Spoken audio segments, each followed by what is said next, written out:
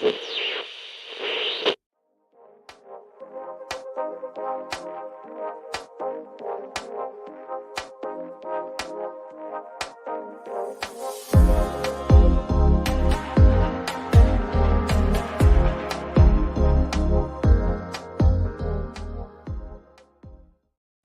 everybody. Welcome to 2023.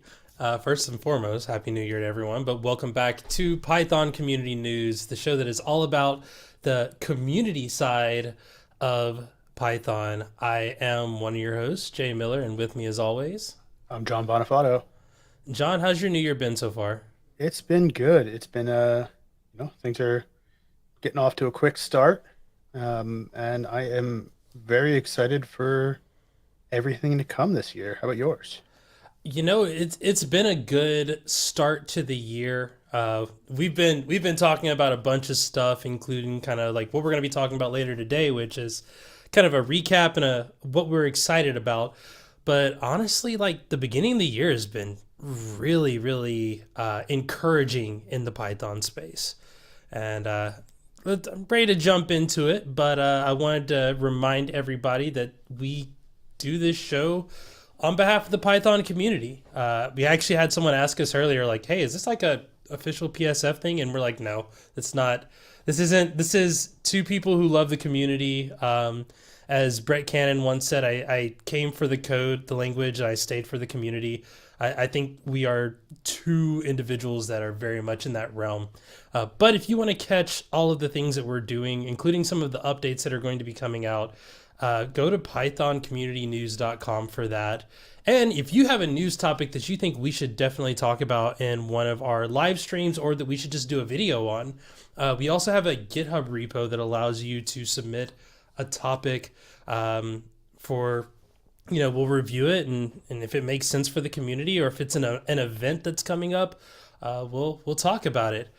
But for this week and this month, we wanted to mostly just talk about how last year went. And I mean, John, 2022 was, I don't want to say it was a return to form, but if you had to give it a grade, like Python community grade, what would you give it? For the Python community, much better than I would give the state of the year as a whole. Python community is doing well, I think. It's we're seeing a lot of people being really invested in the language and all of the events and other spaces that surround it. So I'm very, very optimistic about the Python community, right, as it is today and going forward. Yeah, when I think about the kind of the overall landscape in like 2022, we saw some disruption, some stuff that we might talk about. I mean, obviously the end of the year just got buck wild all of a sudden. You got, companies being acquired and people moving from one space to other spaces and figuring out everything they're going to do. And, but the Python community kind of held strong.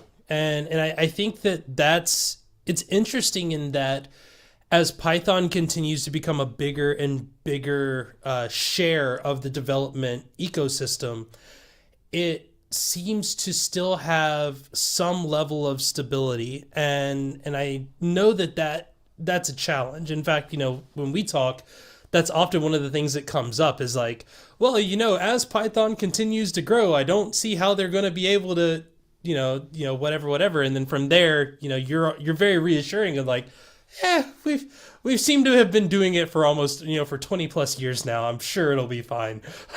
So yeah, I think all in all, it's been a good year amidst a lot of maybe not so great things happening. But we wanted to talk about a few of those topics, and let's start with, one of the biggest highlights for me, which was Python got fast. Like Python got got good fast. And we talked about this back in October. I had the privilege of being able to interview Guido and some of the folks at Microsoft's Faster C Python team to kind of outline their plan in making Python quote 10 to 60% faster. And I know that that's a large area, but some areas you'll see a small improvement, some areas you'll see massive improvement. John, have you gotten to play around with Python 3.11 yet? I have upgraded a couple of projects, and as is sort of my standard workflow, right? Once the new versions come out, I tend to drop, you know, open pull requests on a bunch of different projects and say, right, hopefully everything's passing, and by and large, it did for me, which is great. And yeah, I haven't gotten to like really dive into specific performance numbers on that front, but definitely have those changes in the works. Yeah, I mean, and we saw, even PyPI mentioned like, hey, when we flipped our servers over to 3.11 and began to see an immediate and noticeable difference in performance. And uh, I think those are the best kinds of improvements. We're both developers, and like one of the things that I've been working on a project, and you've been even helping me with it, and I mentioned before making decisions based on performance. Like, hey, I would love to do this, but the last time I did it, it was really slow, and like now I'm able to do those things again and be like, oh, they don't feel slow anymore. It feels like this is just the right way to do this, and you're not having to second guess as much about the performance side of it. And kind of a little bit of a curveball here. We saw kind of the continued growth of another programming language in Rust, and even amidst that, like the Python community looked at that and said, "Cool, let's use that too." You started seeing things like,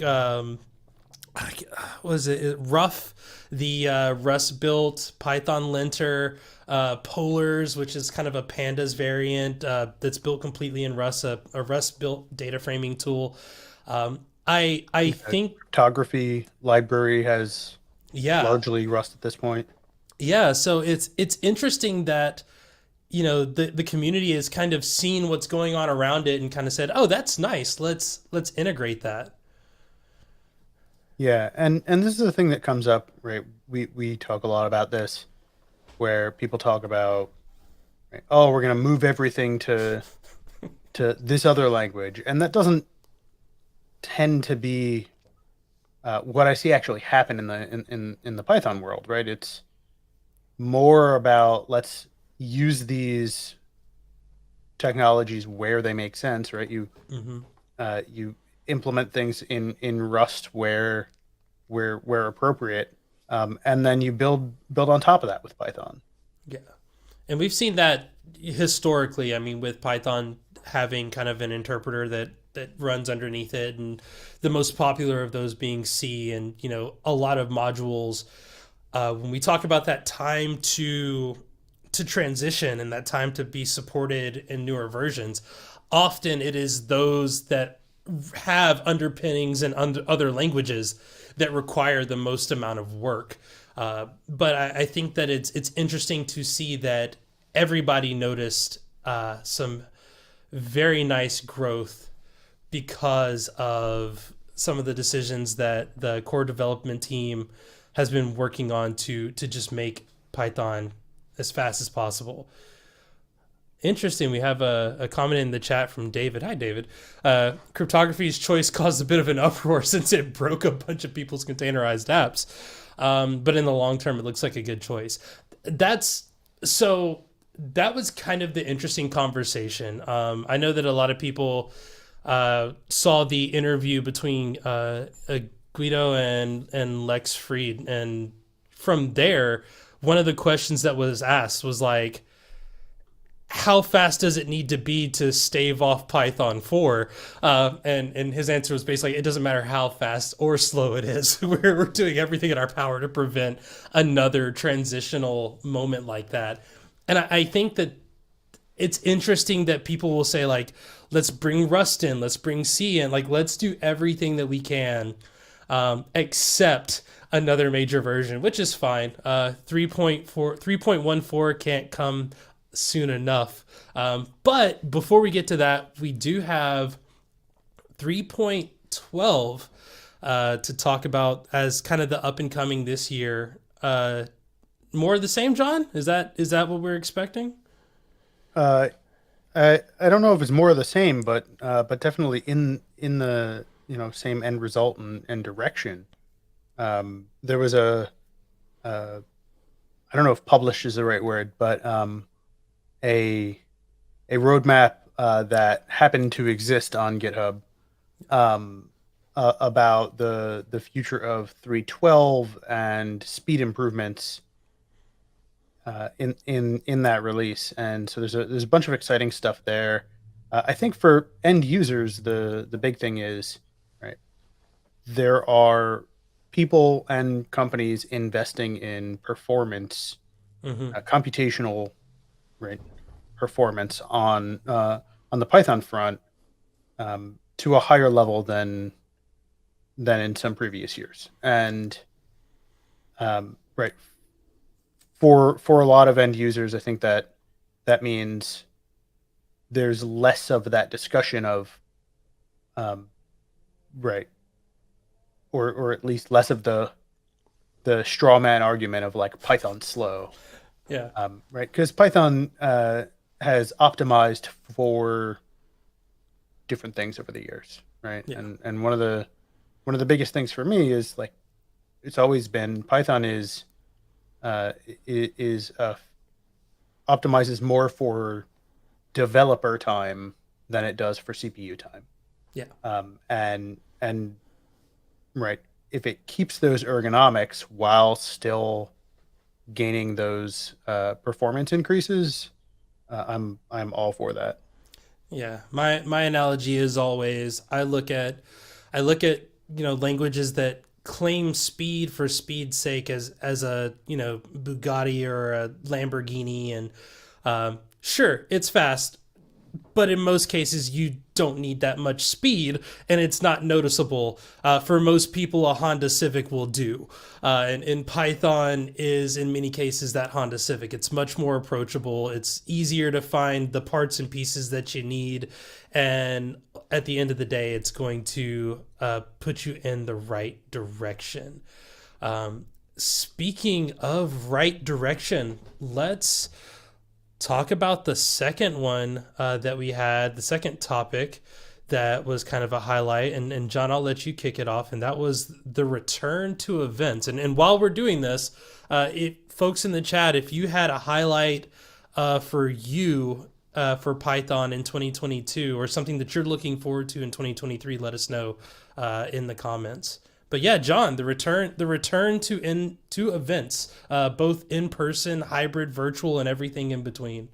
Yeah. So as I'm sure everybody knows, in-person events took a break for a while, and and we had a lot of events that went toward a virtual only offering. But this past year, we've seen a handful of events, or you know, I guess the slow trajectory of bringing back more in-person events. Right? And so Mm-hmm. PyCon US had an in-person event.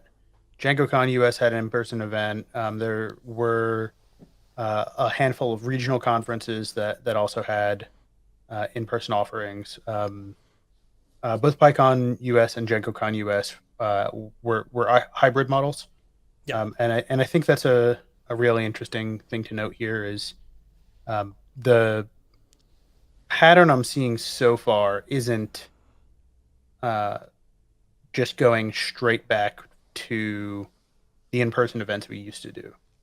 yeah, Right, most of the changes I'm seeing are we've been doing an online event, and now we're going to do a hybrid event, which, as it turns out, is essentially running two events at once. yeah. That was one of the things that I think came up in the last conference chats that you put on every month, which the next one will be next week. So if you're a conference organizer, check that out, conferencechats.org. Was that nowadays, if you want to do an event, before 2020, it was find a venue, find a location, all of the things for in person events. There were a handful of virtual events, they were very few and far between. Companies were flying, doing world tours before they would do a virtual event. And then it looks like coming out of it, it is very much we got to do the hybrid thing, right? Like that's the feeling of like, oh, we can do the event. The event can be as small or as large as we want, but we have to have that hybrid model. And I noticed that this my job is to go to these events and go to these events. I did. I think I wound up doing I think it was 8 events this year when I look back, and I think 6 of those were in person, and most of them were in just 1 month, which was a nightmare, and I never want to do again. But the the feeling of all of those in person events were, if you can't attend or if you choose not to attend, here is this virtual option. And to be critical, it didn't feel like being a part of the event. It was riddled with sometimes tech issues, infrastructure issues in general. Um, the hallway track, which is just one of those things that I'm a big fan of, open spaces and things like that. There weren't really virtual components to that for most of these events, and what I hope, not before we jump into the official hopes and dreams of 2023, uh, what I hope to see is us not revert back. I hope that we do establish a quote unquote new normal. We do say, like, okay, hybrid, if that's going to be the thing that we choose to do, let's figure out what those standards are, and let's figure out the right way to do those things. And sadly, as much as I was excited to be back in person, I feel like the virtual events still weren't, I don't want to say meeting expectations, but they didn't feel the same. They felt kind of like a secondhand thought to the event. For most of the events, there were a few events that I did go to that actually did do a really good job on the virtual side of it. That I mean, I was like, oh, this is great. But I think most of the ones that were both in person and virtual, the virtual part of it was, it felt kind of disjointed from the event itself. I think part of that is right implicit in your sentence there, though, right? Yeah, You're saying the virtual event felt disjointed from the real event. That's not how we can approach this, yeah, right? It's uh, because when our approach is, uh, you tack on a virtual event to another event that you put your time and energy into, yeah, that's going to be a lot less fleshed out, a lot less fully featured.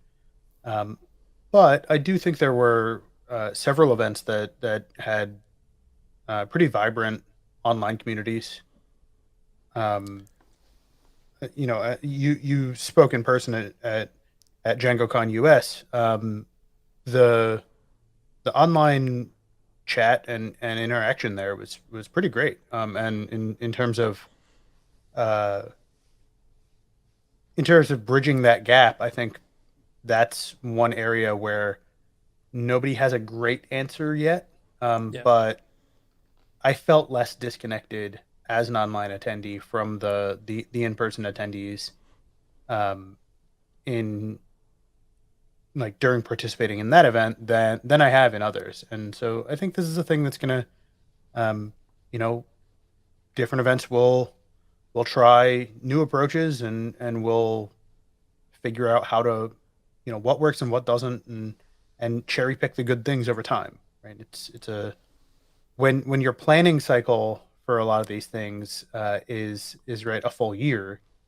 Um, it takes a while for that feedback to really um, filter back into right uh, how you approach following events, right? And I know I learned some things about how I want to incorporate some online content to events I'm running this past year, and it'll happen. Yeah. Um, I also don't, uh, we were talking about this before the show. I think we'll also see some amount of, and I've heard this from some organizers already of, well, we're not equipped to do an online event, right? We want to do an in-person event, and we want to serve our local community, and that's the direction we're going this year. And I think that makes sense for a lot of folks, especially um, like I said, when you're talking about going from doing one event to closer to two full events than it is to one. Hybrid's tough. Hybrid is going to be difficult even once we know all the things we need to know. Yeah. But in order to really do both sides of that correctly, you effectively need two teams. Yeah, and you kind of mentioned it. It feels more like doing two events than one. I feel like it should be doing like two and a half events. You're doing the in person event, you're doing the virtual event, and you're doing the interconnection of those two things. And you mentioned DjangoCon, and shout out to the organization team for, at DEFNA. They did a phenomenal job, and I'm sure that a lot of other conferences did as well. If you know of any, let us know, because we would love to chat with them and like understand what it took to make these events as successful as they were. But I know for DEFNA, one of the things that the DjangoCon US did was they thought about the experience from each side. It wasn't just, oh, you're not in person, well, here you can watch all the talks. It was like, well, what do you do in between the talks? What do you do when most of the people that are in the venue are out in the courtyard eating lunch? They had lightning talks and talks that were online only that filled a lot of that space, that made it feel like if I was watching the event online, I was getting a similar yet still somewhat different but specialized event for the way that I was consuming it, and I really appreciated that. And to go back to the like, does every conference now need to have hybrid?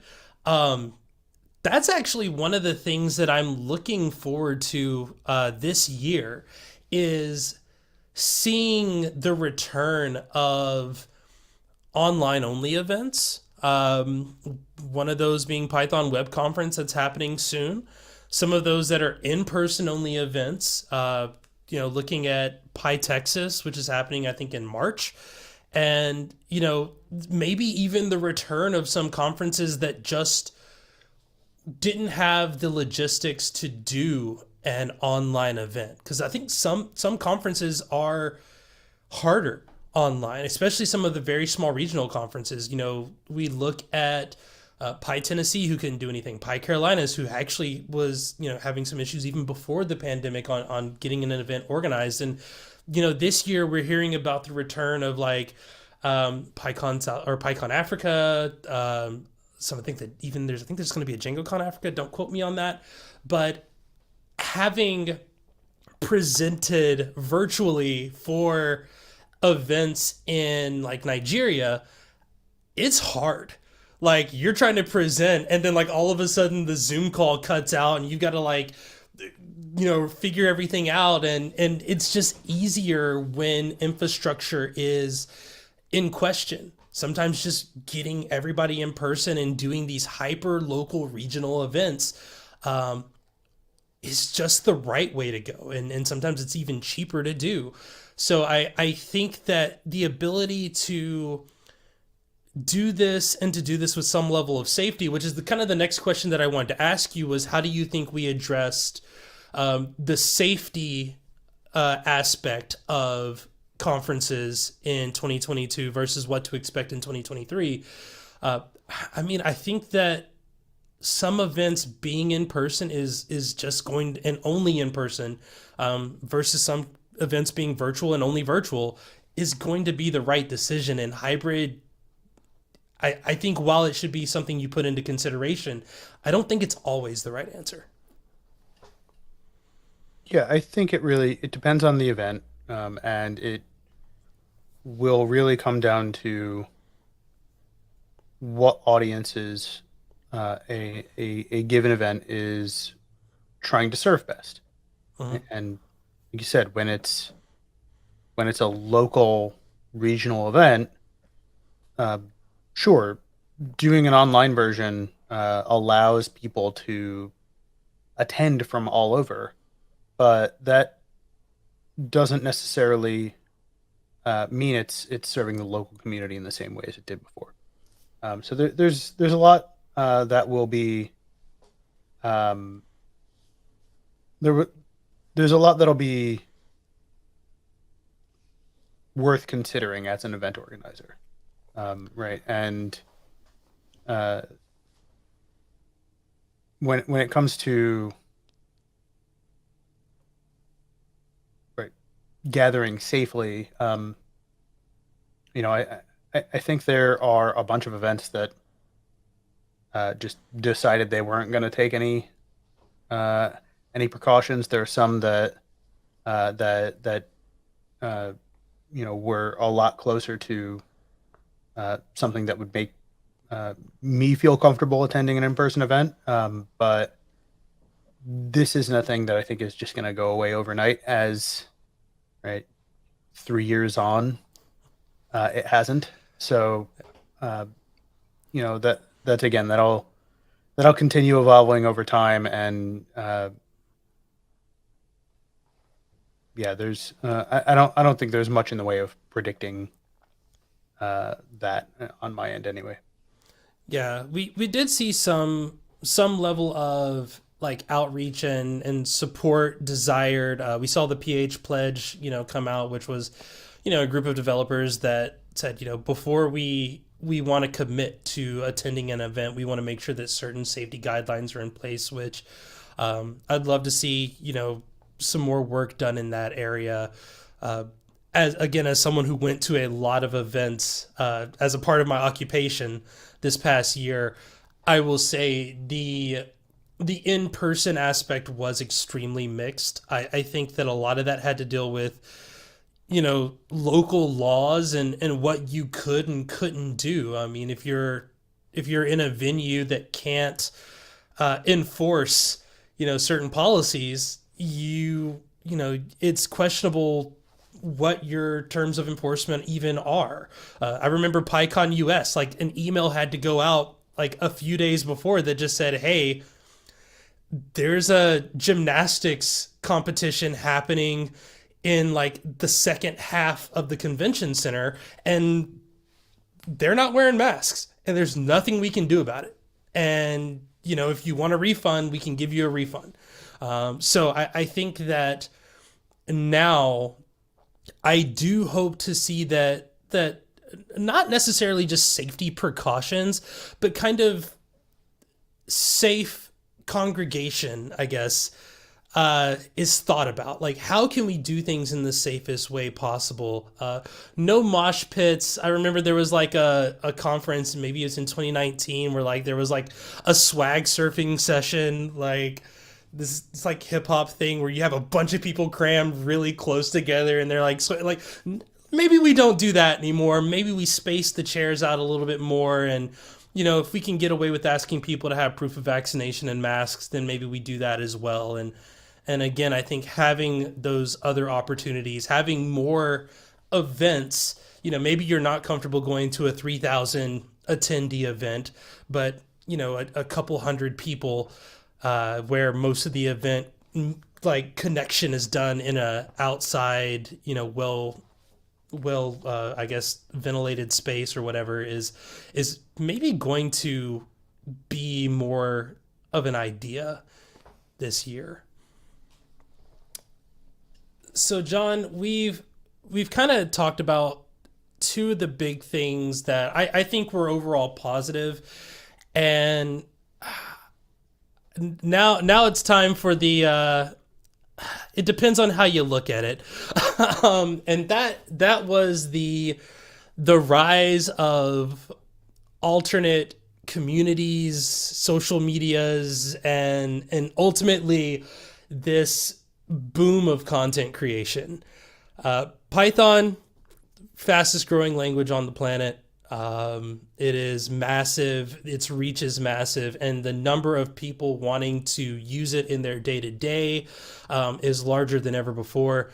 With that brings all the Udemy courses, all of the YouTube courses, all of the content, the newsletters, the blogs, the Twitter influences, the live streamers. Hey, we did it. We started a show in 2022. I think that there is a good and a bad that is going to come out of this. But we also saw the move of the Python community kind of a little bit further away from IRC into this really small company known as Discord. Have you spent any time in the Python Discord? The Python Discord is a pretty busy and active one. So I have definitely logged in there, and I think I've said hello. But high volume, I think, is probably how I would describe it. Yeah, just a little bit. You know those. I don't even know. I have it over here, and I'll maybe while you're talking, I'll go and see how many people are currently engaging in there. But uh, what do you think about this rise of content creation around the Python space? Say more about that. Like, do we need the all of the podcasts that are popping up, all of and I actually honestly I would say we need more podcasts. If you are looking for a podcast and you're watching this, on YouTube, you can actually digest this as a podcast. Just look up Python Community News. Um, but I've found at least like 4 or 5 new YouTube channels that are giving people, top 20 pieces of advice for leveling up your career with Python, and how to make a six-figure salary, selling APIs and again, it's none of this is like a hit on those individual creators. What I'm more concerned with is as the community grows and as the desire to learn increases, one, content, I guess, authenticity. Like, why are people creating the content that they're creating, and are they doing it in a way where even before 2022 we saw people's conference talks basically being ripped off and given as videos, but then also the efficacy of so many people just shouting, "This is how you do a thing." One of the things that happens when you and I get together, we actually work on code, is like, I'm like, "Oh, I recently learned about this thing." And it's like, okay, well, now we need to have like a full deep discussion about when is like the correct time to use this thing versus like, ooh, new and shiny, I want to use. So like, is does Python have a content problem at the moment? I doubt it. I think that would be a pretty strong statement to make. Um, that said, uh, I do get like YouTube recommendations for a bunch of content that's not for me, right? That's not aimed at me even. And so right on a personal level, like why is YouTube throwing this stuff to me? I'm here to watch things that are completely unrelated. Um, but at the same time, right? provided it is good, um, good content and right, accurate content, it's definitely useful to have all of that be as accessible as possible, right? Yeah. And there's a there are a lot of people that care about um, making this kind of knowledge right, freely accessible, and widely distributed, and I think that's great. Um, I would certainly welcome more podcasts and the like, and I think a big part of that is the like really narrowing down of right specific uh specific topics, specific voices and styles, right? There are podcasts I'll listen to that talk about topics I never knew I cared about, but the way the hosts interact resonate with me. So I think that's great because uh, right, I think there are definitely more people out there looking for something that fits their style, that than there are shows today. Um, Yeah. Same for YouTube videos and things like that. So I don't know that we've reached any kind of um, oversaturation with that content any more than any other field has, right? And I say that because how much video content gets uploaded to YouTube per minute. Oh yeah. Right. There's uh, so I don't think that uh, Python in particular is oversaturated, but there is certainly a lot of content going up on sites like YouTube. Um, you know, there have been memes about people starting podcasts during the pandemic for a long time. So um, it's definitely a balance there, but I don't think that Python is specifically overloaded yet. Yeah. Just for the record, the Python Discord currently has 51,281 people online, out of a total 366,917 people who have signed up to be a member. If that gives you any idea of just how busy that channel is. I, It's a little bit bigger than PyCon US. yeah, yeah. I, I agree in most cases. I do think that with most things there are going to always be the I know how to create content that people will like, therefore I'm going to make that content. I think there will always be things like that. I'm not gonna sit here and say that I don't consume some of that content. I love countdown. Hey, here are 10 things that this person did. I like that stuff. I think sometimes I'm there more for the personality than I am for the content itself.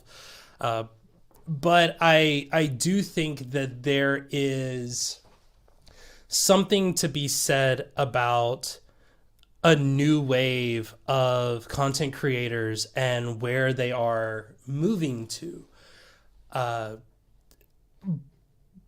I can't remember who it was, but there was someone on Twitter that asked the question, like, before the internet was a popular thing, how did people learn and build community? And one, the answer was learning mostly was from book budgets at companies because that was the way to learn. And community was, technically still the internet. It was just kind of the internet before what we know today of. A lot of BBSs, a lot of IRC and things like that, and even today, some people would prefer that. Newsletter culture is still a thing. I think earlier you and I just we were like looking at all of the different Python newsletters that we were subscribed to. I don't think that those things are going away, but it is interesting that as things like TikTok have arisen, um, even YouTube Shorts, I create YouTube Shorts a lot, and I like creating YouTube Shorts. I think it's a great way to uh, skip all the boilerplate, skip the whys and hows, and if it relates to you, here's a bit of information in less than a minute. Awesome, like that. That sometimes that's just what I want to hear. But we've seen some channels pop up and people who were in the Python community uh, that maybe you only got to interact with once or twice at that local conference now start to do their own YouTube channel. I'm happy to see people like Marlene Megami, who used to be a part of the PSF, is now doing a YouTube channel and kind of talking about some of the day to day programming stuff that she does, and it's great because I get to have those communities. We talked about your conference, conferencechats.org, and being able to have another place to connect with my friends on more than once or twice a year, I think is wonderful, and I hope to see those continue to grow. But I wanted to talk about the social disruptions as well. Is that going to be easy to do when right now everyone is moving in different directions and there doesn't seem to be one pathway to take to get the majority of information or news amongst the community and where to find people. And I'm talking kind of specifically towards like, people, an exodus of some folks on Twitter, a move to Mastodon. Again, some of these Discord channels, I'm a part of like 6 different Python focused Discord channels that all have different Venn diagrams of people in them. So like, is it ever going to get to a point where we're too segmented? I mean, I think that that's a pendulum, right? I think we we decentralize because of reasons, and then that eventually swings back to, by design or not, right? People congregate in one area, and right, there are ebbs and flows of that. People will, I think, though, people will ultimately find out about the kind of content they care about through, largely word of mouth, Yeah. right? Because, right, you and I are gonna, right, talk about doing live streams and video content on Python Community News, on this YouTube channel and on the podcast, and it's not like we're paying for promoted tweets or anything like that. This isn't, at the end of the day, the way this is, the word is getting out about our show is through telling our friends and sharing it on, various different channels we're part of. And so there was a book a while back that I read that was, I think, a Malcolm Gladwell book that talked about, um, a bunch of different personality types, and one of them was, I don't know if this is the word he used, but something like connectors. So Yeah. people who explicitly went out and, right, made those social connections, and said, you talk to you because you two are going to have, uh, things in common. You're going to be able to help each other out. I think that that is going to happen even with things that are decentralized. I think it'll be, uh, maybe more difficult, but I don't think that, uh, you know some subset of users leaving a website means that now no one's going to find the content that they care about. Um, This is the type of content you get from us, is Jay sensationalizing things and John bringing it back down to reality. No, I well, agree. I agree with you. so I think part of that is, right, comes from this stance of like, uh, right, we're a community show. It's about the people who work in communities, and people are resilient and resourceful, and they'll find ways to connect with the other people that that share their interests. And so, if that means somebody, right, building out a uh, new website for people who are interested in Python to talk, I'm sure someone will do that. I'm sure someone's working on that now. And right, there's I think a lot of things like the Python Discord server popped up, um, years ago. The Python subreddit has been active for a long Mhm. time. There are various Slack channels, and I've been part of companies that have, right, even in their like internal Slack chats, they'll have a channel for like things that are related to Python because it's a language they use, and there are, there's always that one person or that small group of people who is uh, going out and explicitly sharing all of those things. So it's not so much that I uh, am pushing back on, right, sensationalization of anything, um, and more so, I think that it will take a lot more than a website imploding to derail those people from doing what they are used to doing anyway. Yeah. Speaking of sensationalism, the next topic. I don't even know if I have a banner for this next topic, so I'm just gonna put back up what was your highlight of the year, and if you have one, let us know. The rise and fall of AI tools. We saw Copilot do more. We saw Chat GPT and Stable Diffusion and a lot of these other tools. And we started to see the first fruits of people building off of these tools. I do check the Python subreddit, and I don't think a week goes by where there isn't someone that says, I have built this thing that uses some AI to do this thing. I think the biggest difference here is whereas before many of the tools were used to help other industries, maybe to increase efficiency or productivity or to help with, some other issue or topic, uh, it seems like we're pointing them inward now, and we're trying to help developers with things like Copilot and stuff like that, and Tab 9.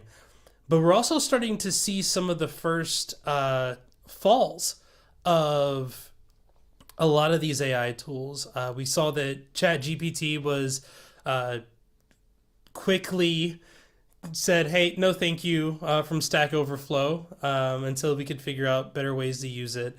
We saw Kite, one of the earliest versions of a code auto completion tool, announced that they're going to be shutting down, and we've also seen, some of the, I guess, quick and meteoric popularity of tools uh outpopulate the validation efforts of what's being created. So I kind of know your position on a lot of these tools, but I mostly want to ask you in terms of predictions for 2023. What do you expect? I mean, obviously the lid is off the bottle. There will only be more of these, but I think in one of the previous episodes I mentioned we're at a point where this is our Wikipedia, and we can either demonize it as a thing or we can learn to live in a world where it exists. Do you think that we'll make that decision in 2023? I think this is a multi-year, maybe multi-decade thing. Um, Self-driving car level of Yeah, so I don't think that we're gonna go a week without hearing about, some new big AI trend this year. I think that there's going to be a ton going into this, and a lot of that will, you know, come down to how it's being used, and um, and by whom. And I think that some of the, or at least in my circles, a lot of the pushback against these tools has been around things like attribution and licensing, and so we're already starting to see a bit of a shift there in terms of like what tools are surfacing um, their uh, original sources. So right, it's this is a thing that I think is important to a lot of folks, is being able to properly cite what you're using, Yeah. um, and and it'll really come down to um, and this is the tricky part, is this is one of those cases that is going to be, and I think is actively being uh, viewed and argued from a legal standpoint. Hmm. Um, and so that always lags behind the actual usage. So we'll see what comes of that, but I don't think that people are going to uh, outright reject AI tooling like that. Yeah. And there are absolutely use cases for it. But I think we'll see a lot of discussion around things like attribution, a lot of discussion around things like safety and verification, right? Because you see all these examples people sharing where it's, hey, add two and two, and the response you get from a bot will be something totally nonsensical, or worse in a lot of cases, something that looks pretty correct until you actually read through it. Yeah, I think that's the dangerous part. There is it is correct with all of the confidence. And I agree with you. I think that there's definitely a lot to explore in how can we best use this. Uh, you know, we jokingly were like, "Oh, hey, we need to figure out." Not even jokingly, actually, there was an instance where there was a topic that we'll probably cover in our next live stream, where they were talking about a security incident, and it was interesting because I asked the community, like, "Hey, are there any security professionals that can speak to this?" And the funny thing was, the comments I got back were just like, "Why don't you just plug it into Chat GPT and ask them to explain it?" And I was like, "Wait, what? Like, is this what we're doing?" And I I don't think that, one, I don't think the technology is there yet. I don't necessarily. There are article summarizers; those have been around for a long time, but I think that there's a difference between summarize this article for me and explain to me the why this is something that I need to present to the community as news. And I hope that over time that fleshes out a bit more. Again, companies are jumping on it. For those that don't know, I'm also do productivity based, podcasting and content creation from time to time, and there were like six different applications in December that were like, we've added an AI component that'll help you write your notes for you, and I'm just like, can we not? So I am also a little hesitant to say that you know, the original computers were people in a room doing a bunch of math problems trying to figure it out, and then they got replaced with a giant machine that got replaced with a still pretty big and smaller machine that got replaced with, a supercomputer in your pocket. um, I don't think that that's the direction we're taking, but what I do think is this is the Excelification, which, if you think about what Excel did for the accounting and finance industries and any type of record keeping industry, I think that this is the start of that for a lot of industries, and that some of those tasks that a lot of people did because that was the only way to do it. Now they can either do more of it, or they can use this as a tool to properly leverage it. And I think that what I hope to see in 2023 is the kind of the first examples of that being really put to use, of like, hey, here is this industry that is being radically impacted, just like Python has done. We saw how the introduction of learning how to program helped with like the scientific community in many aspects. And, now to be a scientist at CERN requires a lot more knowledge of computer science than it did, maybe 10, 15 years ago. I think that this will become another tool in the toolbox of many different industry professionals, including developers. So, John, we've got one more prediction, and it's not really a prediction. It is a we are telling you what is going to happen. This is a forecast of anything. What to expect from Python community news in 2023? And the first one is we aren't going to be streaming as much. What we've kind of learned is that the Python news has its own pace, it has its own flow, and what we would rather do is bring you content as it makes sense to do so. Don't worry, we'll still be on a schedule. We're going to be streaming on the first Fridays of every month.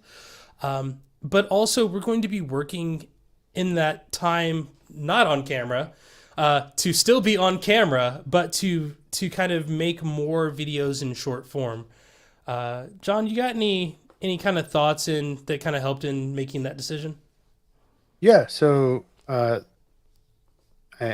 think if anybody's listened to our show regularly, they've found that there are some weeks where we don't get through the topics we want to, others that are lighter on topics, and then there's some things that fit the kind of news we want to bring to the community, um, that fall outside of our normal live streaming anyway. So things like interviews with folks who are working on other events, or uh, special happenings around the community. So um, this live stream, again, not going anywhere. It's going to be monthly now, so we hope that people will still tune in and join us for this. But as you said, we'll have that uh, ability to drop videos. And if you go to the Python Community News YouTube channel, so youtube.com/@PyCommunityNews, you'll find a couple of examples of the sorts of videos we're going to be doing more of, and we'll be able to do those sort of on an as needed basis, and come back to other topics that are worth discussing in this sort of real time format, on that monthly live stream. Yeah, I think that it's interesting that the community itself has kind of its own little heartbeat. We kind of know of certain things that are happening. We're in the new year. I can tell you a handful of conferences that are happening at the beginning of the year. I can tell you what Obviously, PyCon US, we're about a week away from, hearing who's going to be speaking and presenting at PyCon US in terms of just the general talks. And, that's exciting. And, on top of that, we also know when the, PSF elections are. We know when the PSF surveys will come out. We know when a lot of these things happen because they always happen around the same time. And we want to make sure that we're prepared for those things. If you look at the PSF survey, that thing is massive. I had the fortune of being on Michael Kennedy's PSF survey review from Talk on Talk Python last year, and I mean there were like 6 of us, and you had to have a data scientist in the room, you had to have advocates and software engineers and managers and IDE developers, and like all these different people in the room speaking to the things that pertain to them. And for us to create the right kind of content, we have to give it space and prepare for it. And we noticed that because some of our best videos that we put out this past year were ones that covered topics that everyone knew about and people were excited about. Our Hacktoberfest video was great. And I think that also gives us the ability to create content that focuses a little bit deeper on particular topics. Another really great video for us was the one of who owns open source. This was something that I kind of threw onto John, like the day of, and that doesn't allow us to do our best work. I think a even better example of that was talking kind of about the DSF election results. And, a week into the moment, you're thinking about all the things that you want to say. And then all of a sudden you talk to some more people and you get a little bit more perspective, and it may not necessarily change your opinion, but it might change how you present it.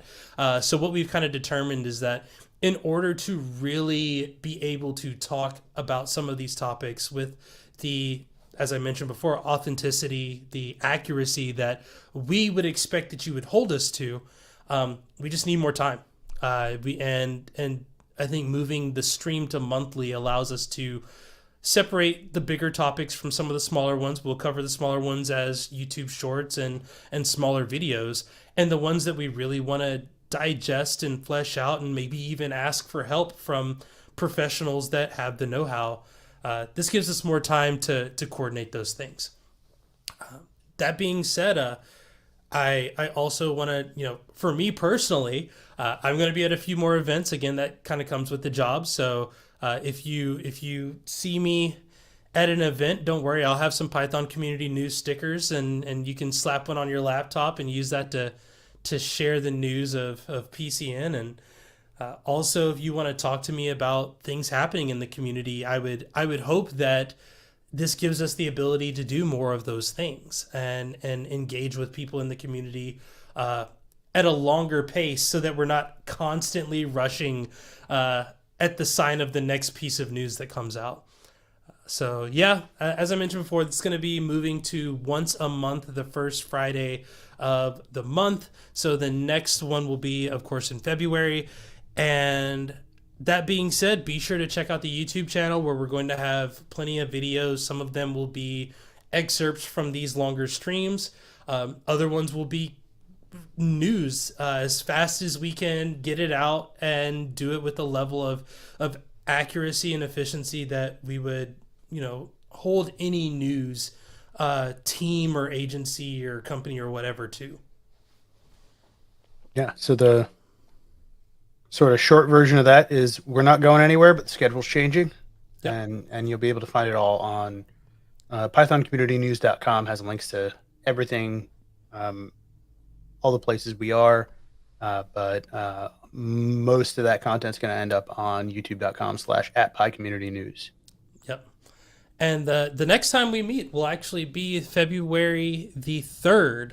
Again, first Friday in February, and not sure what we're going to be talking about yet, but I have some ideas of some news items that might be coming out. And also, we're already starting to hear some end of the year reports from the PSF and PyPI and a few other bigger name communities and organizations around the Python community. So if you are looking for our thoughts and opinions on that, or if you're just wondering where to go, like John said, pythоncommunitynews.com or youtube.com/pycommunitynews. We also have the podcast. Again, just search Python Community News. It will be these live streams. So the podcast frequency will be a little bit less, obviously. But the newsletter as well that will kind of wrap up some of the news and the hits from each month. But John, I think that's going to wrap it up for the first stream of 2023. We got anything else? That's all we got. All right. Well, until next time, I'm Jay. I'm John. And this has been the Python